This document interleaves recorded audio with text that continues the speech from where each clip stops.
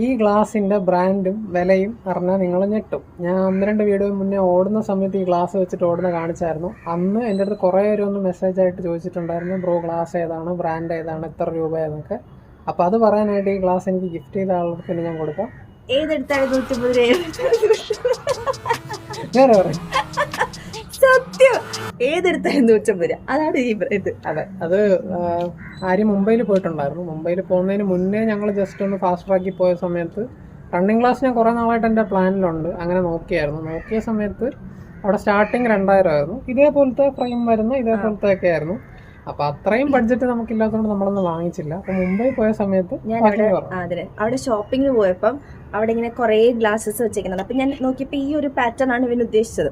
അപ്പം അങ്ങനെ ഞാൻ വീഡിയോ കോളൊക്കെ വിളിച്ച് കാണിച്ചു കൊടുത്തു. അപ്പം ഇത് സെറ്റാന്ന് പറഞ്ഞു. പിന്നെ ഒന്നും നോക്കിയില്ല, വില പോലും നോക്കിയില്ല, അങ്ങ് വാങ്ങിച്ചു. പക്ഷേ പറയാമല്ലോ, സിമ്പിളായിട്ട് പറഞ്ഞാൽ വില വളരെ തുച്ഛം, എന്നാൽ നല്ല ഗുണമുണ്ട്. സോ ഞാൻ ഒരു ലോങ് റൺ ഇത് വെച്ച് ഓടിയായിരുന്നു. നല്ല കംഫർട്ടബിൾ ആയിട്ട് ഇരിക്കുന്നുണ്ട്.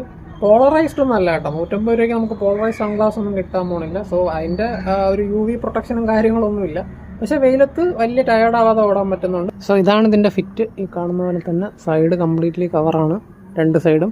അതുകൊണ്ട് പൊടിയൊന്നും അകത്ത് കയറുന്ന പ്രശ്നങ്ങളൊന്നും വരാറില്ല. സോ ഈ ഗ്ലാസിൻ്റെ ഏറ്റവും വലിയ ഹൈലൈറ്റ് അതിൻ്റെ ഈ കാണുന്ന കേർവ് ഷേപ്പ് തന്നെയാണ്. അപ്പോൾ നമ്മുടെ ഫേസ് ഫുള്ളായിട്ട് കവറായിട്ടാണ് ഇരിക്കുന്നത്. അപ്പോൾ നമ്മൾ ഓടുമ്പോൾ വലിയ കംഫർട്ടബിൾ ആയിട്ട് തന്നെയാണ് ഇരിക്കുന്നത്. പിന്നെ ഈ സൈഡിൽ ഇങ്ങനെ ഇരിക്കുന്നുണ്ടെങ്കിൽ നല്ല ഫിറ്റ് ആയിട്ടിരിക്കും. വെച്ച് കഴിഞ്ഞാൽ അവിടെ തന്നെ ഇരിക്കും എത്ര ലോങ് റൺ ചെയ്താലും. ആകെ ഉള്ളൊരു നെഗറ്റീവ്, വേർക്കുന്ന സമയത്ത് ഇതിൻ്റെ മുകളിൽ കൂടെ കണ്ണിൻ്റെ അകത്തോട്ട് വെള്ളം വീഴുന്നുണ്ട്.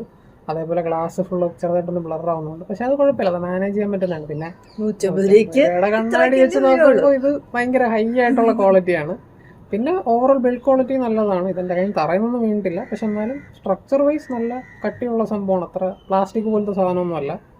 അപ്പോൾ ഇന്നത്തെ വീഡിയോ ഇത്രയേ ഉള്ളൂ. അപ്പോൾ ഇതുപോലെ റണ്ണിങ് ഗിയറിൻ്റെ മറ്റൊരു വീഡിയോ ആയിട്ട് ഞങ്ങൾ വീണ്ടും വരും. ഇതുപോലെ എനിക്ക് റണ്ണിങ് ഗിയറുകൾ വാങ്ങിച്ചു തരുമെന്നാണ് എൻ്റെ വിശ്വാസം. അപ്പോൾ നമുക്ക് 150 കുഴപ്പമില്ല, എനിക്ക് കാര്യം നടന്നത്. അപ്പോൾ നമുക്ക് ആ വീഡിയോ കാണാം. ബൈ.